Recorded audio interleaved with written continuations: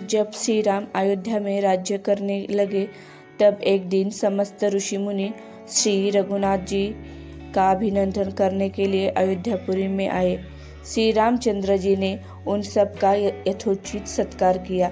बातचीत करते हुए अगस्त्य मुनि कहने लगे, युद्ध में आपने जो रावण का संहार किया वह कोई बड़ी बात नहीं है, परंतु द्वंद्व युद्ध में लक्ष्मण के द्वारा इंद्रजित का वध सबसे अधिक आश्चर्य की बात है।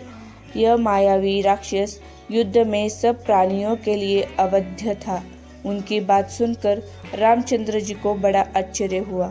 वे बोले, मुनिवर, रावण और कुंभकर्ण भी तो महान पराक्रमी थे, फिर आप केवल इंद्रजीत मेघनाद की ही इतनी प्रशंसा क्यों करते हैं?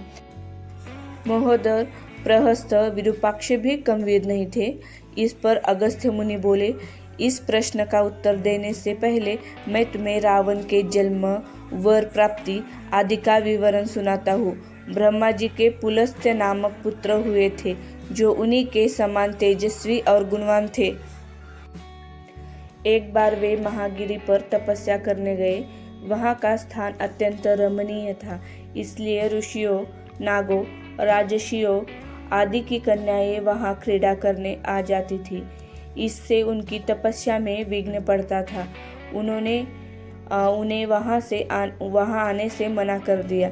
जब वे नहीं मानी तो उन्होंने शाप दे दिया, कल से जो लड़की यहाँ मुझे दिखाई देगी वह गर्भवती हो जाएगी। ये सुनकर सब कन्याओं ने तो वहाँ आना बंद कर दिया, परंतु राजश्री तृणबिंदु की कन्या शाप की बात से अनजान होने के कारण उस आश्रम में आ गई और महर्षि के दृष्टि पड़ते ही गर्भवती हो गई। जब तृणबिंदु को यह बात मालूम हुई तो उन्होंने अपनी कन्या को पत्नी के रूप में महर्षि को अर्पित कर दिया। इस प्रकार विश्ववा का जन्म हुआ, जो अपने पिता के समान वेदवीर और धर्मात्मा हुआ। महामुनि भरद्वाज ने अपनी कन्या का विवाह विश्ववा से कर दिया। उनके वैश्रवण नामक पुत्र हुआ। वह भी धर्मात्मा और विद्वान था। उसने भारी तपस्या करके ब्रह्मा जी को प्रसन्न किया और यम, इंद्र तथा वरुण के सद्रूप लोकपाल का पद पाया। फिर उसने त्रिकुट पर्वत पर बसी लंका को अपना निवास स्थान बनाया और राक्षसों पर राज्य करने लगा।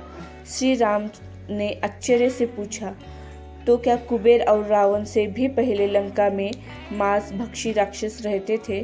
फिर उनका पूर्वज कौन था? यह सुनने के लिए मुझे कौतूहल हो रहा है। तब अगस्त्य जी ने बोले, पूर्व काल में ब्रह्मा जी ने अनेक जल जंतु बनाए और उनमें समुद्र के जल की रक्षा करने के लिए कहा। तब उन जंतुओं में से कुछ बोले कि हम इसका रक्षा करेंगे और कुछ ने कहा कि हम इसका यक्षण पूजा करेंगे। इस पर ब्रह्मा जी ने कहा कि जो रक्षण करेगा वह राक्षस कहलाएगा और जो यक्षण करेगा वह यक्ष कहलाएगा। इस प्रकार वे दो जातियों में बढ़ गए। राक्षसों में हेती और प्रहेती हे दो भाई थे।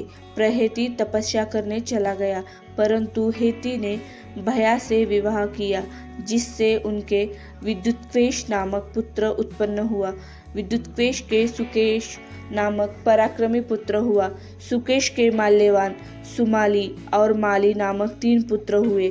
तीनों ने ब्रह्मा जी की तपस्या करके यह वरदान प्राप्त कर लिया कि हम लोगों का प्रेम अटूट हो और हमें कोई पराजित न कर सके।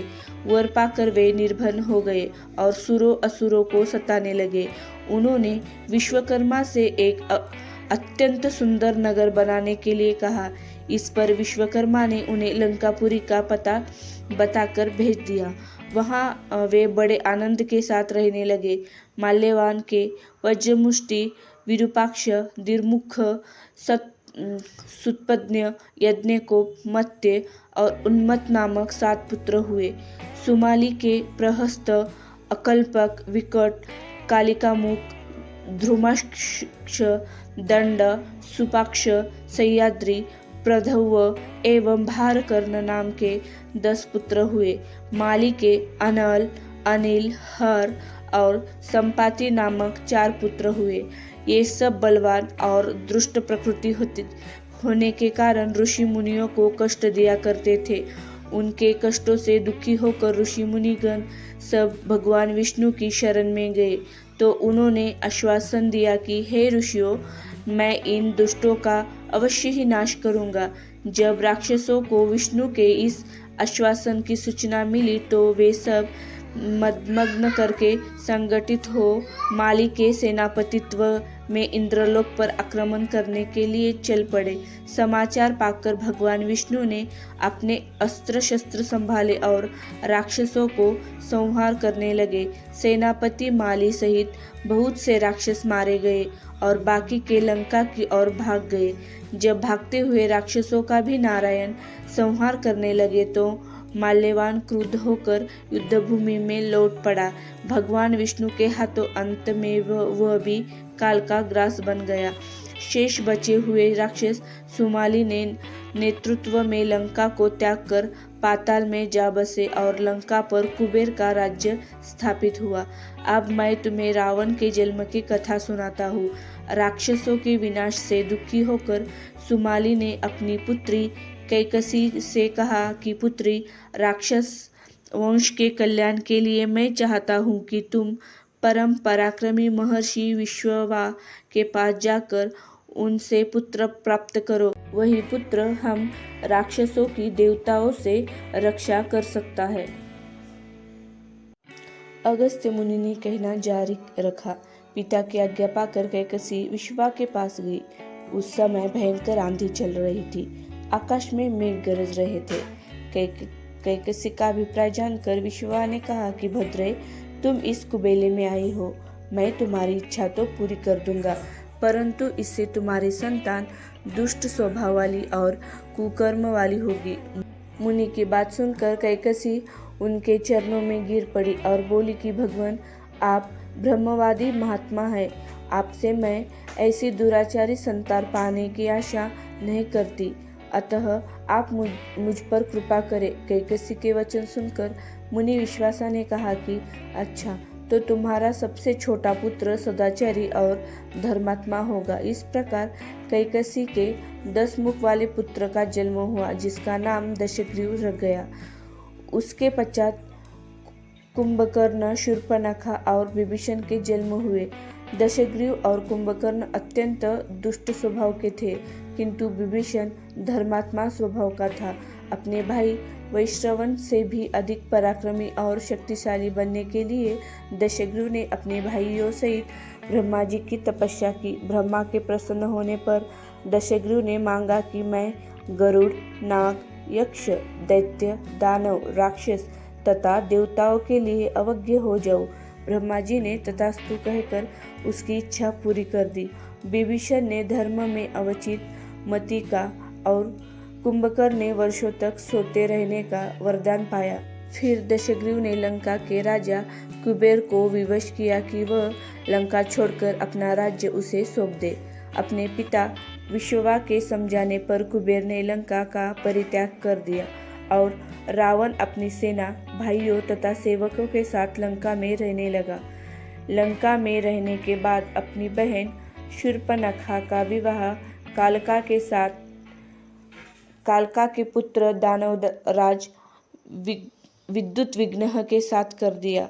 उसने स्वयं दिति के पुत्र मय की कन्या मंदोदरी से विवाह किया, जो हेमा नामक अप्सरा के गर्भ से उत्पन्न हुई थी। विरोचन कुमार बलि की पुत्री की वज्रवज्वला के कुंभकर्ण का और गंधर्वराज महात्मा शैलुष की कन्या शर्मा से विभीषण का विवाह हुआ। कुछ समय पश्चात मंदोदरी ने मेघनाद को जन्म दिया, जो इंद्र को परास्त कर संसार में इंद्रजीत नाम से प्रसिद्ध हुआ। सत्ता के मद में रावण उन्मत्त हुआ। देवताओं, ऋषियों, यज्ञों और गंधर्वों को नाना प्रकार के कष्ट देने लगा। इस बार उसने कुबेर पर चढ़ाई करके उसे युद्ध में पराजित और अपनी विजय की स्मृति के रूप में कुबेर के पुष्पक विमान पर अधिकार कर लिया। उस विमान का वेग मन के समान तीव्र था। वह अपने ऊपर बैठे हुए लोगों की इच्छानुसार छोटा या बड़ा रूप धारण कर सकता था। विमान में मणि और सोने की सीढ़ियाँ बनी हुई थी और तपाए हुए सोने के आसन बने हुए थे।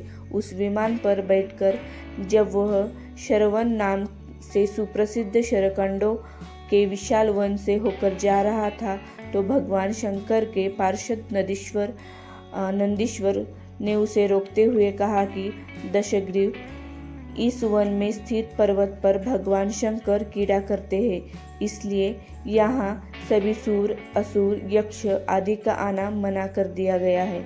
नंदीश्वर के वचनों से क्रुद्ध होकर रावण विमान से उतरकर भगवान शंकर की ओर चला। उसे रोकने के लिए उसने थोड़ी दूर पर हाथ में शल लिए नंदी दूसरे शिव की भांति खड़े हो गए। उनका मुख वानर जैसा था। उसे देखकर रावण जोर से हंसने लगा। इससे कुपित हो नंदी बोले कि दशानन, तुमने मेरे वानर रूप की अवहेलना की है, इसलिए तुम्हारे कुल का नाश करने के लिए मेरे ही समान पराक्रमी, रूप और तेज से संपन्न वानर उत्पन्न हो गए।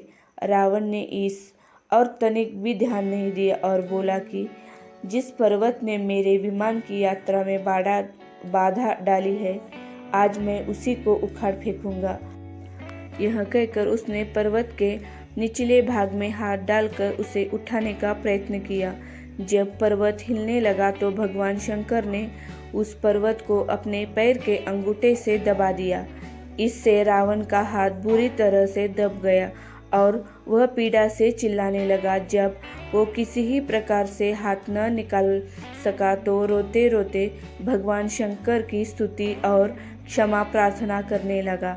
इस पर भगवान शंकर ने उसे क्षमा कर दिया और उसने प्रार्थना करने पर उसे एक चंद्रहास नामक खड्ग भी दिया और उसके बाद से रावण भगवान शिव की आराधना करने लगा और वो शिव का सबसे बड़ा भक्त बन गया।